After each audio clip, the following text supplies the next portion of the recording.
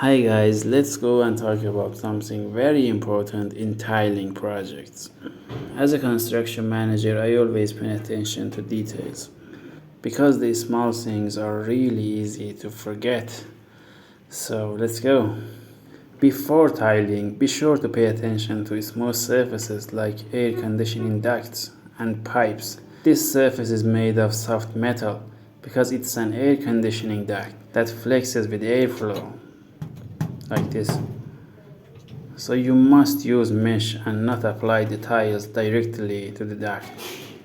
This is because if you don't do that, it will cause your tiles to crack later and replacing them will be very expensive. So be sure to cover all these areas with mesh. On the other hand, we have pipes here. Pipes have water flowing through them.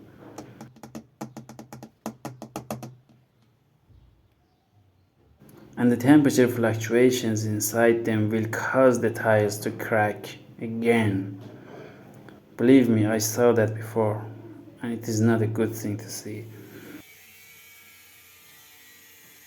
As you see, these are the mesh sheets I'm talking about, and you can buy them from the market. These things are very useful in construction projects.